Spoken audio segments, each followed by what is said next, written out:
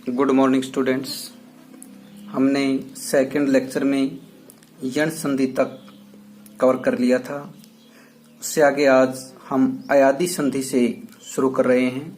देखिए, अयादी संधि की परिभाषा है ए, आई, ओ, औ के बाद भिन्न स्वर आने पर ए को आए, आई को आए, ओ को आओ और औ को आओ हो जाता है।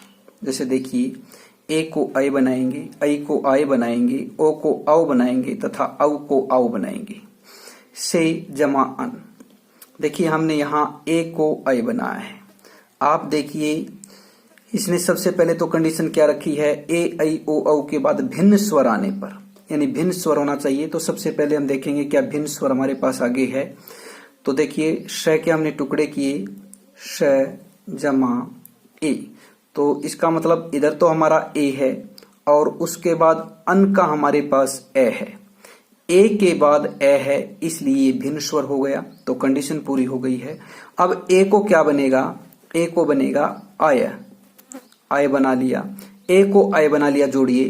देखिए, श हमारे पास हलंत आया था, उसके बाद शे था, ये ए निकाल लिया था हमने। ए का हमने यहाँ आय बना लिया और आय का जो ए है ये श में वापस मिला दिया, तो श कंप्लीट हो गया। उसके बाद यह हलंत है, यह हलंत में आगे वाला ए मिला दिया, यह भी पूरा हो गया और आगे न रख दिया शयन। इसी प्रकार आई को आय बनाया है, जैसे नई जमा अक नायक। क्योंकि समझने के लिए आप देख सकते हैं, टुकड़े करके देखिए, नई जमा आई और आई को क्या बना रहे हैं आप, आई को बना रहे हैं आप आय। ठीक है, जोड़िए, न में आ जुड़ गया, ना बन गया, यह हलंत है उसमें ए मिल गया, यह हो गया और आगे क है नायक। आगे ओ को आओ, पो जमा अन पवन, सेम प्रोसीजर रहेगा।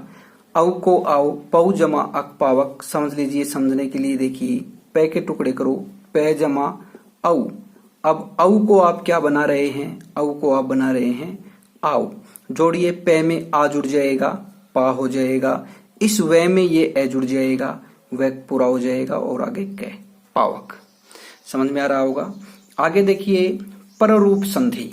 पररूप संधि की परिभाषा है ए आ के बाद ए ओ आने पर संधि करते समय ए आ बाद वाले ए ओ में मिलकर ए ओ ही हो जाते हैं। यानी पर रूप, पर मैंने बाद वाला, रूप मैंने रूप, बाद वाला ही रूप हो जाते हैं।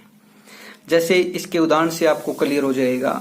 जैसे हमने यहाँ किया कि सांप जमा एरा, तो सांप जमा एरा संपेरा। देखिए, ये पे में जो ए है, यह ए इस ए में मिलकर ए ही हो गया, तो संपेरा बन गया।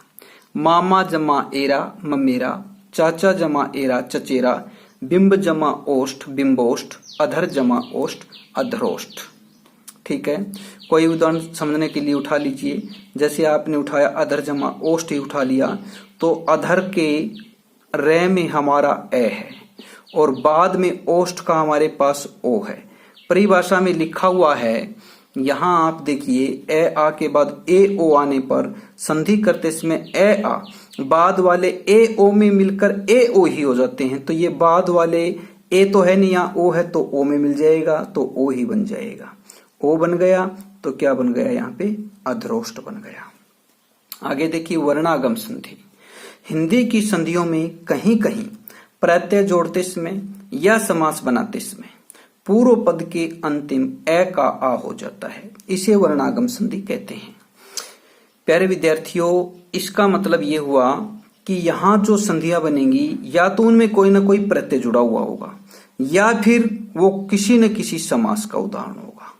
ठीक है, देखिए, दीन जमा नाथ, तो इसने बता पूर्व पद के अंतिम ए का आ हो जाता है। तो पूर्व पद का अंतिम ए, यानी न में ए है, उसका ना बन गया, यानी ए का आ बन गया, तो दीन का दीना बन गया, तो दीनानाथ। इसी प्रकार विश्व जमा मित्र, ए का आ बनेगा तो विश्वामित्र बनेगा। मूसल जमा धार, ले का ला बन जाएगा, मूसलाधार हो जाएगा। और सत्य जमा नाश, सत्यानाश, यानी ए का आ बन जाएगा तो सत्या हो जाएगा सत्यानाश। इसके बाद देखिए, लघु भाव संधि। हिंदी की संधियों में कहीं कहीं प्रत्यय जोड़ते समय या समास बनाते समय पूर्व पद के आ का ए, ई का ई, उ का उ, ए का ए, ओ का उ हो जाता है, इसे लघु बाहु संधि कहते हैं।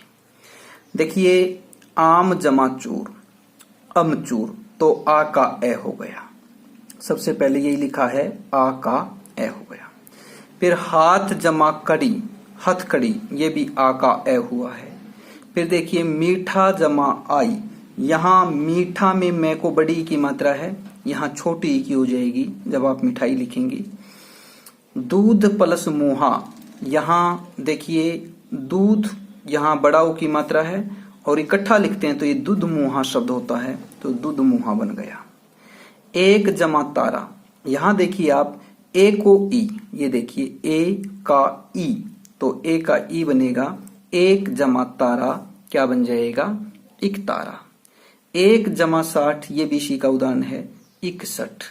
लोहा जमा आर, लो, ओ को उ लिखा मिलेगा, ओ का उ, तो देखिए लोहा जमा आर, लुहार। या फिर छोटा जमा पन, छुटपन, यहाँ भी ओ को उ हुआ है। या फिर सोना प्लस आर, सुनार। इस प्रकार से ये सभी लघु बाहु संधि के उदाहरण होंगे। यहाँ पर हमारी स्वर संधि कंप्लीट हो जाती है। मुझे आशा है 8 के 8 भेद आपको अच्छे से समझ आए होंगे, और फिर भी आपको यदि कोई समस्या आई है तो अपनी समस्या को नोट करके रखिए। आगे देखिए, इसके बाद है व्यंजन संधि। व्यंजन संधि हम शुरू कर रहे हैं। व्यंजन के बाद स्वर या व्यंजन आने पर उनके मेल से जो विकार होता है उसे व्यंजन संधि कहते हैं।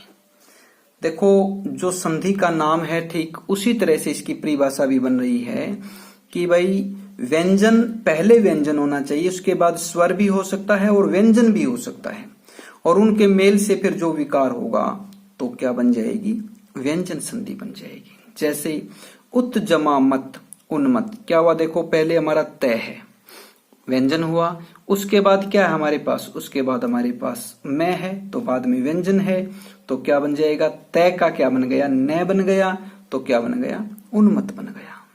उसी प्रकार से परि जमा नय, यहां पे देखिए परिणय, ये अपवाद लिखा है मैंने यहाँ पे, क्यों, क्योंकि देखिए हमारे पास पहले व्यंजन हमने यहाँ पढ़ा है, लेकिन यहाँ पे क्या है, यहाँ पे स्वर है और उसके बाद में हमारे पास क्या है, व्यंजन आया है, तो ये अपवाद है।